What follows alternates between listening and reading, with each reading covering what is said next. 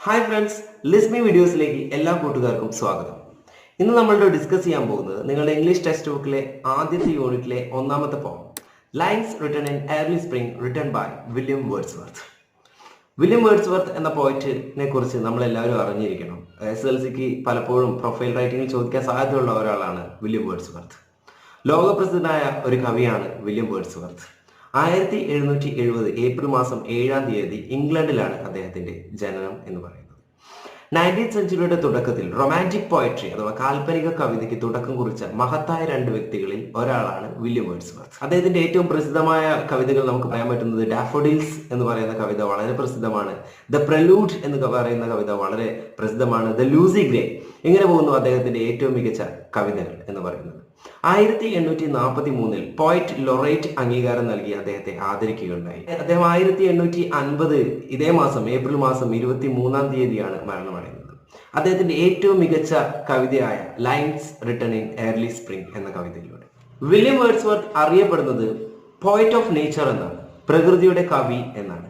എന്നുവെച്ചാൽ അദ്ദേഹം ഏറ്റവും കൂടുതൽ എഴുതിയിട്ടുള്ള കവിതകൾ പ്രകൃതിയെ വർണ്ണിക്കുന്നതും പ്രകൃതിയെ തൊട്ടറിയുന്നതും പ്രകൃതിയോട് ഏറ്റവും കൂടുതൽ അടുത്ത് നിൽക്കുന്നതുമാണ്.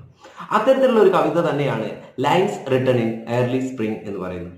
ഇതിന്റെ സന്ദർഭം എന്ന് പറയുന്നത് തന്റെ ബിസി ലൈഫിൽ നിന്നും തന്റെ ഏറ്റവും കൂടുതൽ തിരക്ക് പിടിച്ച ജീവിതത്തിൽ നിന്നും ഒന്ന് മാറി നിന്ന് കാടിന്റെ അല്ലെങ്കിൽ പ്രകൃതിയുടെ മധ്യഭാഗത്തിലേക്ക് ഇറങ്ങിച്ചെന്ന് പ്രകൃതി ഭംഗി ആസ്വദിച്ചുകൊണ്ടിരിക്കുന്ന ഒരു സമയത്ത് അദ്ദേഹത്തിന്റെ മനസ്സിലേക്ക് വന്ന പല പല ചിന്തകളാണ് അദ്ദേഹം ഈ വരികളിലൂടെ അവതരിപ്പിച്ചിരിക്കുന്നത്. Lines written in early spring by William Wordsworth. I heard 1,000 blended notes, while in a grove I sate reclined, in that sweet mood when pleasant thoughts bring sad thoughts to the mind. To her fair walks did nature link the human soul that through me ran, and much it grieved my heart to think what man has made of man. Through primrose tufts in that green bowl, the periwinkle trailed its rags, and it's my fate that every flower enjoys the air it brings. The birds around me hopped and played, their thoughts I cannot measure, but the least motion which they made, it seemed a thrill of pleasure.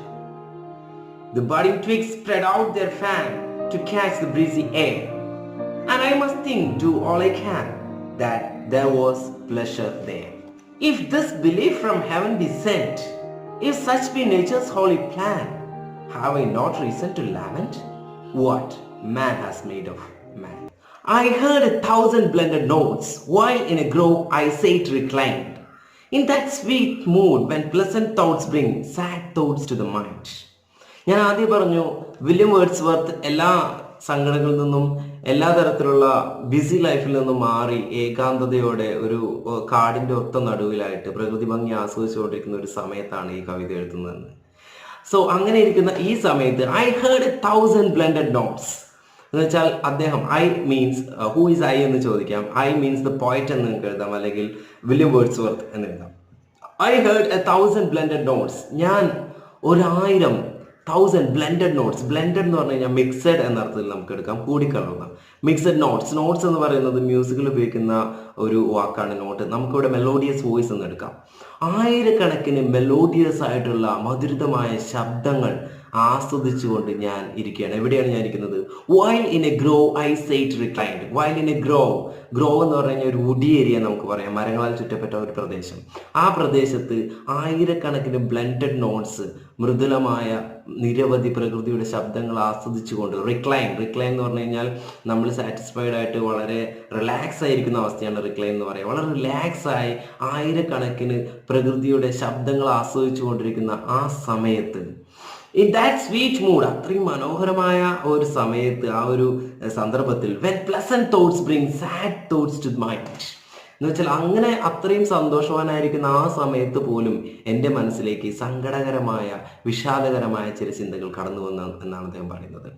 ആയിരക്കണക്കിന് blended notes എന്ന് പറയുമ്പോൾ അദ്ദേഹം പലതും ഉദ്ദേശിച്ചിട്ടുണ്ടാവും. പക്ഷികളുടെ ശബ്ദങ്ങൾ, അതേപോലെ തന്നെ കാറ്റടിക്കുമ്പോൾ ഇലകളിലുണ്ടാകുന്ന ശബ്ദങ്ങൾ, മൃഗങ്ങൾ പരസ്പരം സംസാരിക്കുന്നത്, വണ്ടുകളുടെ ശബ്ദങ്ങൾ, അങ്ങനെ പ്രകൃതിയുടെ മനോഹരമായ ആയിരക്കണക്കിന് ശബ്ദങ്ങളെ ശ്രവിച്ചുകൊണ്ട് ആസ്വദിച്ചുകൊണ്ട് അദ്ദേഹം ഇരിക്കുന്ന ഒരു സമയത്ത് അത്രയും സാറ്റിസ്ഫൈഡ് ആയിട്ട് അത്രയും റിലാക്സ് ആയിരിക്കുന്ന ആ സമയത്ത് പോലും അദ്ദേഹത്തിൻ്റെ മനസ്സിലേക്ക് വിഷാദകരമായ ചില ചിന്തകൾ കടന്നു വന്നു എന്നാണ് വില്യം വേർഡ്സ്വർത്ത് പറയുന്നത്.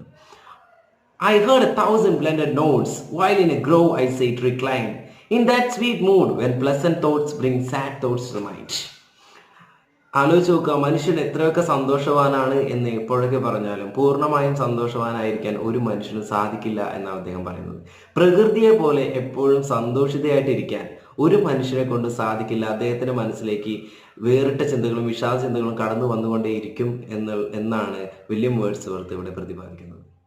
To her fair walks did nature link the human soul that through me ran, and much it grieved my heart to think what man has made of man. നോക്കുക, to her fair walks, her എന്ന് ഉദ്ദേശിക്കുന്നത് who is her mentioned in the poem. ചിലപ്പോൾ ചോദിക്കാം, her എന്നതിലൂടെ nature പ്രകൃതിയെ തന്നെയാണ്, പ്രകൃതിയിലൂടെ ദൈവത്തെ തന്നെയാണ് William Wordsworth ഉദ്ദേശിക്കുന്നത്. to her fair walks, അവളുടെ ഫെയർ എന്ന് പറഞ്ഞാൽ ഈക്വൽ ആയിട്ട് എല്ലാവർക്കും ഒരുപോലെ കൊടുക്കുന്നതിന് നമുക്ക് ഫെയർ എന്ന് പറയാൻ പറ്റുള്ളൂ. എല്ലാവർക്കും ഒരുപോലെ ആസ്വദിക്കാൻ അവൾ അണിയിച്ചൊരുക്കിയ ഈ പ്രകൃതി നോക്കുക. To her fair works did nature link, ഒരു ലിങ്ക് ഉണ്ട് ആരുമായിട്ട്, the human soul that through me ran, എന്നിലൂടെ ഒഴുകിക്കൊണ്ടിരിക്കുന്ന ആത്മാവുമായി ഒരു കണക്ഷൻ, ഒരു സ്ട്രോങ് ബോണ്ട് ഉണ്ട്. എന്ന് വെച്ചാൽ ഞാൻ എന്നതിലൂടെ എല്ലാ മനുഷ്യരുമാണ് വില്യം വേർഡ്സ്വർത്ത് ഉദ്ദേശിക്കുന്നത്. എല്ലാ മനുഷ്യരിലൂടെയും ഒഴുകുന്ന ആത്മാവിന്, ഈ പ്രകൃതിയുടെ ആത്മാവുമായി ഒരു സ്ട്രോങ് ബോണ്ട്, ഒരു കണക്ഷൻ ഉണ്ട്. എന്ന് വെച്ചാൽ ദൈവം ഈ പ്രകൃതിയെയും ഭൂമിയെയും മനുഷ്യനെയും എല്ലാവരെയും ഒരേ ആത്മാവിലാണ് സൃഷ്ടിച്ചിരിക്കുന്നത് എന്നാണ് വില്യം വേർഡ്സ്വർത്ത് പറയുന്നത്. പ്രകൃതിയിലുള്ള എല്ലാം ആസ്വദിക്കാൻ മനുഷ്യന് ഒരു നല്ല ഹൃദയം നൽകിയാണ് ദൈവം ഇങ്ങോട്ട് അനുഗ്രഹിച്ച് അയച്ചിട്ടുള്ളത് എന്നാണ് വില്യം വേർഡ്സ്വർത്ത് പറയുന്നത്. And much it grieved my heart, അതുകൊണ്ട് തന്നെ much it grieved my heart, എൻ്റെ ഹൃദയത്തെ ഇത് വല്ലാതെ വേദനിപ്പിക്കുന്നു. ഗ്രീവ് എന്ന് പറഞ്ഞാൽ ഇൻറ്റൻസ് സോറോ എന്നാണ് പറയുക, അമിതമായിട്ടുള്ള എന്താ പറയുക വേദന എന്ന് നമുക്ക് പറയാം. It grieved my heart to think what man has made of man. നോക്കുക, ഇങ്ങനെ ചിന്തിക്കുമ്പോൾ what man has made of man, മനുഷ്യനാൽ എന്തുണ്ടാക്കി. നോക്കുക, ദൈവം അനുഗ്രഹിച്ച് പ്രകൃതിയും മനുഷ്യയും എല്ലാം ഒറ്റ ചങ്ങലയിൽ ഒരേ ആത്മാവിൽ കോർത്തിണക്കി എല്ലാവർക്കും ഒരുപോലെ ആസ്വദിക്കാൻ പ്രകൃതിയെ അണിയിച്ചൊരുക്കി. പ്രകൃതിയിൽ ഒരു വസ്തു തന്നെയാണ് മനുഷ്യൻ എന്നാണ് വില്യം വേർഡ്സ്വർത്ത് പറയുന്നത്. എല്ലാവർക്കും ഒരുപോലെ എല്ലാ സൗഭാഗ്യങ്ങളും നൽകിയിട്ടാണ് ദൈവം ഈ ഭൂമിയെയും മനുഷ്യനെയും മൃഗങ്ങളെയും എല്ലാം ഉണ്ടാക്കിയിരിക്കുന്നത്. എന്നിട്ടും പ്രകൃതിയിലെ എല്ലാ വസ്തുക്കളും നമുക്ക് സന്തോഷം തന്നുകൊണ്ടിരിക്കുമ്പോഴും what man has made of man, മനുഷ്യനാൽ എന്തുണ്ടാക്കി എന്ന ഒരു ചോദ്യമാണ് വില്യം വേർഡ്സ്വർത്ത് ഇവിടെ ചോദിക്കുന്നത്. വളരെ പ്രസിദ്ധമായ അല്ലെങ്കിൽ പ്രസക്തമായ ഒരു ചോദ്യമാണത്. പ്രകൃതി മനുഷ്യനെ എന്നും സന്തോഷിപ്പിച്ചുകൊണ്ടേയിരിക്കുകയാണ്. അവർക്ക് വേറെ ഒരു വേവലാതിയോ അല്ലെങ്കിൽ ഇതുപോലെയുള്ള ദുഃഖങ്ങളോ ഒന്നുമില്ല. അവർ എപ്പോഴും സന്തോഷിതരാണ്. എന്നാൽ മനുഷ്യൻ എന്തുണ്ടാക്കി? പരസ്പരം തമ്മിലുള്ള എന്താ പറയുക ധാരണ പിശക്, അങ്ങോട്ടും ഇങ്ങോട്ടുള്ള ഫൈറ്റ്, അല്ലെങ്കിൽ അവനെ എങ്ങനെ കീഴടക്കാം അല്ലെങ്കിൽ ഇവരെ എങ്ങനെ തോൽപ്പിക്കാം എന്നുള്ള ചിന്ത, യുദ്ധം, ഇതൊക്കെയാണ് മനുഷ്യനോട് ഉണ്ടാക്കിയിട്ടുള്ളത്. മനുഷ്യന്റെ ഉള്ളിലുള്ള അസൂയ തുടങ്ങിയ ഭാവങ്ങളെയാണ് വില്യം വേർഡ്സ്വർത്ത് പറയുന്നത്. പരസ്പരം പോരടിച്ചുകൊണ്ടിരിക്കുകയാണ് മനുഷ്യൻ ചെയ്തുകൊണ്ടിരിക്കുന്നത്. എന്നാൽ പ്രകൃതി എപ്പോഴും മറ്റുള്ളവരെ സന്തോഷിപ്പിച്ചുകൊണ്ടിരിക്കുന്നു എന്നാണ് വില്യം വേർഡ്സ്വർത്ത് പറയുന്നത്. Through primrose tufts in that green bower, the periwinkle trailed its wreath, and it's my faith that every flower enjoys the air it breathes. Through primrose tufts, primrose എന്ന് പറഞ്ഞു കഴിഞ്ഞാൽ ഒരു ഫ്ലവർ ആണ്. അതൊരു pale yellow കളറുള്ള ഒരു ഫ്ലവറാണ്, ഈഡിബിൾ ഫ്ലവറാണ്. അത് വളരെ മനോഹരമായ ഒരു ഫ്ലവറാണ്. തൊട്ടടുത്ത വരിയിൽ ഇത്രയും നേരം സന്തോഷകരമായ അവസ്ഥയിലും ദുഃഖകരമായ കുറേ കാര്യങ്ങളെക്കുറിച്ചും മനുഷ്യന്റെ പരസ്പരം ഉള്ള ഫൈറ്റിനെ കുറിച്ചും ഒക്കെ വിശദീകരിച്ച അദ്ദേഹം പെട്ടെന്ന് തൊട്ടടുത്ത വരിയിൽ തൻ്റെ ചുറ്റും കാണുന്ന പ്രകൃതി ഭംഗിയെ വർണ്ണിക്കുകയാണ് ചെയ്യുന്നത്. Primrose tufts in that green bower, പുൽത്തകിടി എന്നൊക്കെ പറയും. ആ പുൽത്തകിടിയിൽ വിരിഞ്ഞു നിൽക്കുന്ന പ്രിംറോസ് സ്റ്റഫ്ഡ് എന്ന് പറഞ്ഞു കഴിഞ്ഞാൽ ക്ലസ്റ്റർ എന്ന് നമുക്കറിയാം. ഒരു കൂട്ടം പെരിവിങ്കിൾ ഫ്ലവേഴ്സിനെ നോക്കുന്നു അദ്ദേഹം, അതിനെ വർണ്ണിക്കുകയാണ്. The periwinkle trailed its reds. പിന്നീട് അദ്ദേഹം പറയുന്ന മറ്റൊരു ഫ്ലവറാണ് പെരിവിങ്കിൾ എന്ന് പറഞ്ഞു കഴിഞ്ഞാൽ ഒരു ബ്ലൂയിഷ് കളറുള്ള ഒരു ഫ്ലവറാണ്, ഓൾഡ് വേൾഡ് ഫ്ലവറാണ്. ആ പെരിവിങ്കിൾ ട്രയൽഡ് ഇറ്റ്സ് റെഡ്സ്. നോക്കുക, ട്രയൽഡ് ഇറ്റ്സ് റെഡ്സ് എന്ന് പറഞ്ഞു കഴിഞ്ഞാൽ ഒരു ചിത്രകാരൻ അറേഞ്ച് ചെയ്തിരിക്കുന്ന, അണിയിച്ചൊരുക്കുന്ന ഒരു ചിത്രം പോലെ, അറേഞ്ച്മെന്റ് എന്ന് നമുക്ക് പറയാം. പെരിവിങ്കിൾ ഫ്ലവർ തൻ്റെ ശിഖരങ്ങളെയും പൂക്കളെയും എല്ലാം അറേഞ്ച് ചെയ്തിരിക്കുന്ന ഭംഗി ഒന്ന് നോക്കൂ എന്നാണ് അദ്ദേഹം പറയുന്നത്. Through primrose tufts in that green bower, ആ പുൽത്തകിടിയിലുള്ള പ്രിംറോസ് ടഫ്സ്, ക്ലസ്റ്ററായി കൂട്ടം കൂടി നിൽക്കുന്ന പ്രിംറോസ് ഫ്ലവേഴ്സിനെ നോക്കൂ. The periwinkle trailed its red. നോക്കുക, ആ പെരിവിങ്കിൾ ഫ്ലവർ അണിയിച്ചൊരുക്കുന്ന അതിൻ്റെ ശിഖരങ്ങളെയും പൂക്കളെയും അണിയിച്ചൊരുക്കുന്നത് നോക്കൂ. ആൻഡ് ഇറ്റ്സ് മൈ ഫെയ്ത്ത്, ഇതെൻ്റെ വിശ്വാസമാണ്. ഫെയ്ത്ത് എന്ന് പറഞ്ഞാൽ വിശ്വാസം, എൻ്റെ വിശ്വാസമാണ്. That every flower enjoys the air it breathes. അത് ശ്വസിക്കുന്ന വായു എല്ലാ പൂക്കളും ആസ്വദിച്ചാണ് ശ്വസിക്കുന്നത് എന്ന് എൻ്റെ ഒരു വിശ്വാസമാണ്. ഈ വിശ്വാസം മനുഷ്യരിലേക്ക് എത്തിയാൽ നോക്കാം, പ്രകൃതിയിലെ എല്ലാ വസ്തുക്കളും അത് ശ്വസിക്കുന്ന വായു പോലും അത്രയും മനോഹരമായി ആസ്വദിച്ചാണ് ശ്വസിക്കുന്നത് എന്നാണ് അദ്ദേഹം പറയുന്നത്. എന്നാൽ മനുഷ്യൻ ചുറ്റുമുള്ള ആൾക്കാരോട് സഹതാപം പ്രകടിപ്പിക്കാനോ ഒന്നും നിൽക്കാതെ സ്വന്തം കാര്യം മാത്രം നോക്കി ജീവിക്കുമ്പോൾ തനിക്ക് ചുറ്റിലുമുള്ള കാര്യങ്ങളും താൻ ശ്വസിക്കുന്ന വായു പോലും ആസ്വദിക്കാൻ സാധിക്കാതെയാണ് അവൻ ജീവിക്കുന്നത്. എന്നാൽ അവൻ പ്രകൃതിയിൽ നിന്നും ഒരുപാട് പാഠങ്ങൾ പഠിക്കാനുണ്ട് എന്നാണ് വില്യം വേർഡ്സ്വർത്ത് പറയുന്നത്. ഇത് പറഞ്ഞുകൊണ്ട് തൻ്റെ ചുറ്റും നടക്കുന്ന മറ്റു ചില പ്രകൃതിയിലെ കാഴ്ചകളെയാണ് അദ്ദേഹം അടുത്ത വരിയിൽ വർണ്ണിക്കുന്നത്. നോക്കാം. The birds around me hopped and played. Their thoughts I cannot measure, but the least motion which they made, it seemed a thrill of pleasure. നോക്കുക. The birds around me, എനിക്ക് ചുറ്റിലുമുള്ള കുറെ പക്ഷികൾ എന്ത് ചെയ്യുകയാണ്? hopped and played. ചാടുക, hope ചെയ്യുക എന്ന് പറഞ്ഞാൽ ചാടുക, പ്ലേഡ് കളിക്കുക, തുള്ളിക്കളിക്കുക, തുള്ളിച്ചാടുക എന്നൊക്കെ പറയാം. എൻ്റെ ചുറ്റിലുമുള്ള പക്ഷികളെല്ലാം ഇവിടെ തുള്ളിച്ചാടി ആസ്വദിക്കുകയാണ് ഓരോ നിമിഷവും ചെയ്യുന്നത്. Their thoughts I cannot measure. അവരുടെ ചിന്തകൾ എനിക്ക് അളക്കാൻ സാധിക്കില്ല. എനിക്ക് അളക്കാൻ പറ്റുന്നതിലും അധികമാണ് അവരുടെ ചിന്തകൾ, അല്ലെങ്കിൽ അവരുടെ മനസ്സിലെ സന്തോഷം എന്ന് പറയുന്നത് എനിക്ക് അളക്കാൻ പറ്റുന്നതിലും മുകളിലാണ്. But the least motion which they made, പക്ഷെ അവരുണ്ടാക്കുന്ന ഓരോ ചലനങ്ങളും, അവർ ചെയ്യുന്ന ഓരോ ചലനങ്ങളിലും എനിക്ക് മനസ്സിലാക്കാൻ സാധിക്കുന്നു, it seemed A thrill of pleasure. അവരെല്ലാവരും ഈ പ്രകൃതിയെ അല്ലെങ്കിൽ ഓരോ നിമിഷവും ആസ്വദിച്ചാണ് ജീവിക്കുന്നത് എന്ന് എനിക്ക് ഉറപ്പ് നൽകാൻ സാധിക്കും. നോക്കുക, എൻ്റെ ചുറ്റിലുമുള്ള ബേർഡ്സ് എല്ലാം ഇവിടെ തുള്ളിച്ചാടി കളിച്ചുകൊണ്ടിരിക്കുകയാണ്. ഒരു കാര്യം എനിക്ക് ഉറപ്പ് തരാം, ഈ പ്രകൃതിയിലുള്ള എല്ലാ വസ്തുക്കളും അവർക്ക് കിട്ടുന്ന ഓരോ നിമിഷവും ആസ്വദിച്ചാണ് ജീവിക്കുന്നത്. ഇതിലൂടെയും മനുഷ്യനെ തന്നെയാണ് കമ്പയർ ചെയ്തിരിക്കുന്നത്. മനുഷ്യന് കിട്ടിക്കൊണ്ടിരിക്കുന്ന ആയുസ്സിലെ ഭൂരിഭാഗം സമയവും അദ്ദേഹം അല്ലെങ്കിൽ അവർ ആസ്വദിക്കാനാണോ ഉപയോഗിക്കുന്നതോ മറ്റു പല കാര്യങ്ങൾക്കുമാണോ ഉപയോഗിക്കുന്നത് എന്നാണ് പറയാനുള്ളത്. പ്രകൃതിയെയും മനുഷ്യനെയും സൃഷ്ടിച്ച ദൈവം ഒന്നാണ്, അവർ രണ്ടിലൂടെയും ഒഴുകുന്ന ആത്മാവ് ഒന്നാണ്. എന്നാൽ പ്രകൃതിയിലേക്ക് നോക്കൂ, അവിടെ എന്നും സന്തോഷവും പൊട്ടിച്ചിരികളും തമാശകളും നമുക്ക് കാണാൻ സാധിക്കുന്നു. എന്നാൽ മനുഷ്യ ജീവിതത്തിലേക്ക് നോക്കിയാലും The budding twigs spread out their fan to catch the breezy air, and I must do all I can that there was pleasure there. നോക്കുക, the budding twigs spread out their fan to catch the breezy air. അദ്ദേഹത്തിന്റെ ഭാവനയാണ് നോക്കുക. the budding twigs, പൊട്ടി മുളയ്ക്കുന്ന twigs, ശിഖരങ്ങൾ, ഒരു പ്ലാന്റിന്റെ ശിഖരങ്ങൾ, spread out their fan എന്ന് പറയുന്നത് തൻ്റെ കൈകൾ അല്ലെങ്കിൽ ശിഖരങ്ങളെ തന്നെയാണ് പറയുന്നത്. തൻ്റെ ശിഖരങ്ങൾ ഇങ്ങനെ ഉയർത്തിപ്പിടിക്കുകയാണ്. എന്തിനു വേണ്ടിയിട്ട്? ദ ബഡിങ് ട്വിഗ്സ്, ഇപ്പോൾ പൊട്ടിമുളച്ചു വരുന്ന ശിഖരങ്ങൾ പുറത്തേക്ക് കൈകൾ നീട്ടി തൊടാൻ ആഗ്രഹിക്കുകയാണ്. എന്തിനെ? Spread out their fan to catch the breezy air. അതിലൂടെ കടന്നു പോകുന്ന മന്ദമാരുതനെ തൊട്ട് തലോടാൻ വെമ്പിക്കൊണ്ട്, അല്ലെങ്കിൽ അത്രയും അധികം ഉത്സാഹത്തോടെ അവരതിനെ തൊടാൻ വേണ്ടി കൈകൾ ഉയർത്തുകയാണ് എന്നാണ് പറയുന്നത്. പൊട്ടിമുളച്ച് പൊന്തി വരുന്ന പുതിയ പ്ലാന്റുകളെ, ഈ ലോകത്തിലേക്ക് സന്തോഷത്തോടെ കടന്നു വരുന്ന നിരവധി പ്ലാന്റുകളെ, ചെടികളെയാണ് അദ്ദേഹം വർണ്ണിച്ചിരിക്കുന്നത്. I must think, do all I can. എനിക്കുള്ള എല്ലാ വിശ്വാസവും വെച്ച് എനിക്ക് ഇങ്ങനെ ചിന്തിച്ചേ മതിയാകൂ. That there was pleasure there. അവിടെ എന്തുണ്ട്? അവിടെ സന്തോഷമുണ്ട്. പ്രകൃതിയിൽ സന്തോഷമുണ്ട് എന്ന് തന്നെയാണ് എനിക്ക് പറയാനുള്ളത്. ഈ ഭൂമിയിലേക്ക് പൊട്ടിമുളച്ചു വരുന്ന പ്രകൃതിയിലെ ഓരോ വസ്തുക്കളും സന്തോഷം സ്വീകരിച്ചുകൊണ്ടാണ് ഈ ഭൂമിയിലേക്ക് ജനിച്ചു വീഴുന്നത് എന്നാണ് അദ്ദേഹം പറയുന്നത്. ഓരോ മനുഷ്യനും ഈ ഭൂമിയിലേക്ക് ജനിച്ചു വീഴുമ്പോൾ അവൻ അനുഭവിക്കാൻ പോകുന്നത് സന്തോഷം മാത്രമാണോ? ഈ പ്രകൃതി അണിയിച്ചൊരുക്കുന്ന എല്ലാവർക്കും ഒരുപോലെ സമമായി ആസ്വദിക്കാനുള്ള സന്തോഷങ്ങൾ നിറച്ചുകൊണ്ടാണെങ്കിൽ, തൻ്റെയും പ്രകൃതിയിലെ എല്ലാ വസ്തുക്കളുടെയും ആത്മാവ് ഒന്നായിട്ടാണ് നിർമ്മിച്ചിരിക്കുന്നതെങ്കിലും പ്രകൃതി ആസ്വദിക്കുന്ന ആ സന്തോഷം മനുഷ്യന് ആസ്വദിക്കാൻ ഇന്ന് സാധിക്കുന്നുണ്ടോ? If this belief from heaven be sent, if such be nature's holy plan, have I not reason to lament what man has made of man? അവസാനത്തെ 4 വരികളാണിത്. If this belief from heaven be sent, സ്വർഗത്തിൽ നിന്നും ഈ ഒരു വിശ്വാസമാണ് അയച്ചിരിക്കുന്നതെങ്കിൽ, if such be nature's holy plan, ഇതാണ് പ്രകൃതിയുടെ പരിശുദ്ധമായ plan എങ്കിൽ, പ്ലാൻ എന്ന് പറഞ്ഞു കഴിഞ്ഞാൽ ഈ ലോകത്ത് ജീവിക്കുന്ന, ഈ പ്രകൃതിയിൽ ജീവിക്കുന്ന എല്ലാ ജീവജാലങ്ങളും ഒരുപോലെ എല്ലാ വസ്തുക്കളിലും ആനന്ദം കണ്ടെത്തി ജീവിക്കുക എന്ന ഒരു ഹോളി പ്ലാനോട് കൂടിയിട്ടാണ് ഈ പ്രകൃതിയെയും മനുഷ്യരെയും ജീവജാലങ്ങളെയും ഇവിടെ സൃഷ്ടിച്ചിരിക്കുന്നത് എങ്കിൽ, have I not reason to lament, എനിക്ക് ലാമെന്റ് ചെയ്യാനുള്ള അവകാശമില്ലേ? ലാമെന്റ് എന്ന് പറഞ്ഞു കഴിഞ്ഞാൽ ദുഃഖിക്കുക എന്നുള്ള അർത്ഥത്തിലാണ്. എനിക്ക് ദുഃഖിക്കാനുള്ള അവകാശമില്ലേ? ഇതൊക്കെ ആലോചിച്ച് വിലപിക്കാനുള്ള അവകാശമില്ലേ?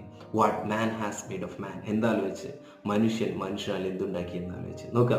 ഈ പ്രകൃതിയെയും മനുഷ്യനെയും എല്ലാവരെയും ഒരുപോലെ സൃഷ്ടിച്ച ദൈവം ഇവിടെ ഒരൊറ്റ പ്ലാനെ അവതരിപ്പിച്ചിട്ടുള്ളൂ. എന്ന് വെച്ചാൽ ഈ പ്രകൃതി എല്ലാവരും ആസ്വദിക്കുക, ഓരോ നിമിഷവും എൻജോയ് ചെയ്ത് ജീവിക്കുക. പ്രകൃതിയിലെ എല്ലാ ജീവജാലങ്ങളും അത് ചെയ്യുന്നുണ്ട്. എന്നാൽ എനിക്ക് സങ്കടമുള്ള ഒരു കാര്യം ഇതാണ്, what man has made of man, മനുഷ്യനാൽ എന്തുണ്ടാക്കി.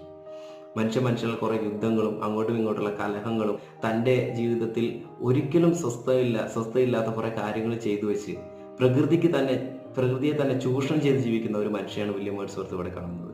തൻ്റെ സുഖ സൗകര്യങ്ങൾക്ക് വേണ്ടി മറ്റുള്ളവയെ എങ്ങനെയൊക്കെ യൂസ് ചെയ്യാമെന്ന് ആലോചിച്ച് നടക്കുന്ന മനുഷ്യനാണ് ഇവിടെ വില്യം വേർഡ്സ്വർത്ത് പറയുന്നത്.